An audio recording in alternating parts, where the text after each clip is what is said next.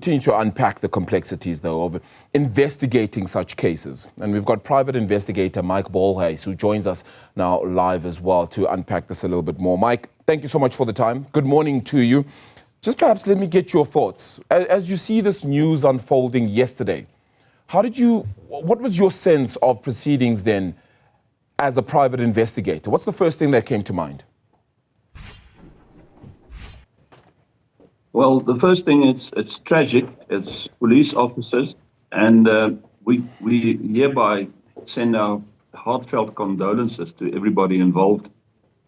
Secondly, what we've heard and seen up till now is the involvement of the authorities, which is doing a good job. My concern is there might even be other people also, if the river is searched properly, might be found, because that river has been an issue for quite some time, and it comes down very quickly in the rainy season and is many a times underestimated. So I assume this is an accident, and I assume due to the extreme rains that we've received that the river is the killer here. I don't suspect foul play. However, in any death situation, you must always do, the first thing that comes to mind would be an in-depth investigation, especially when there's quite a few bodies found here, like police officers and one that must still be identified. Then you have to really secure the area, which is in any way already difficult because you know how rain works. The river comes down severely, and then it withdraws and it goes to its normal flow. So a lot of evidence could be taken away quite a distance, so quite a stretch, close to 150 kilometers away even. It must be investigated, the whole area. But all the authorities involved did a good job, especially the cybercrime units.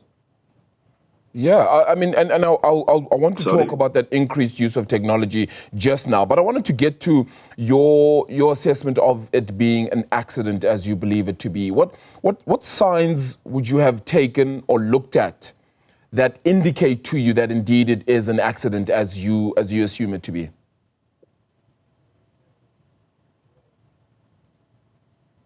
Well, it's an inclusion and exclusion investigation. The first thing you would look at once the people have been identified as missing, who would want them missing or dead. So you would look up to 6 months in the past and see if there's been any threats. Have they been investigating serious issues?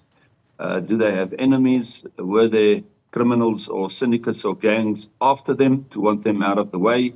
And even family and friends must be investigated. It's a complete inclusion and exclusion investigation. In other words, those that would want to harm those bodies and people that has been found.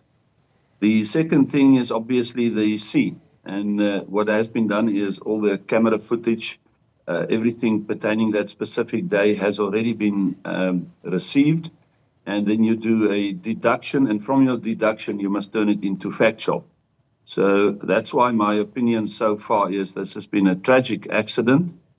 The body also that has been found has been there for quite some time, in my opinion, could also have been an accident. However, it's good that the police does the investigation because this is what should be done. This is what we would have done to see if there's anybody or any foul play pertaining these deaths.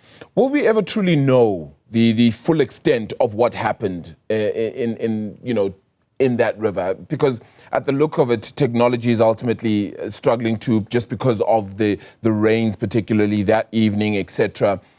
Is there ever going to be a full enclosure or closure of the scenario and what exactly happened, do you think? Yes, definitely, because the forensic investigators, the pathology will be done on all the bodies. The bodies will give an indication, not only an indication, it will absolutely show how they died. So once that forensic investigation has been done, and any other forensic investigations that could be done, that includes, as I've said, from about 6 months up ahead and in the beginning of the lives while they were still alive, and even just afterwards. Then the cell phone technology would be also crucial. Any and all of that will show if they were in danger, were they fleeing from somebody, have they been threatened, was there any form of intention to kill them, etc., etc. All that, this is actually quite an easy case, I must say, because this evidence, especially the pathology reports, will exactly say what has happened and everything that's been going on the cell phones. Yeah. You've been speaking a lot about the use of technology in all of this as well, and I guess it shows the significance and the importance of tech being used correctly, of course, but in this sense to try and solve criminal activity, and the importance of us actually investing in it as well as a country. Yes, very much so. The future crime for the last couple of years, and anyway, has become the future crime, is cybercrime. It's the worst crimes in the world. It's the biggest crimes in the world. There's no criminal activity without a cell phone, without digital or electronic communications. None. You cannot commit a crime anywhere in the world without devices. You need devices. So if these people were targeted, if they were in a special investigation, if they were a problem to gangsters, there will be a lot of evidence that will show that. It will show that there was fear. They will show that their information might have been stolen. There might have been information retrieved by criminals. But the cell phones, in my opinion, in this situation, as an accident, will clearly show they were on their way, they were driving, and nature, unfortunately, took them, and they died.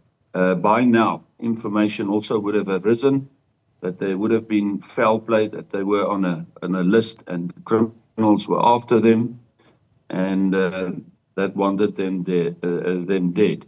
They might also, and unfortunately, I have to say that they might have been reckless. They might have been sleepy or not fully aware and attentive. It happens. Road accidents happens.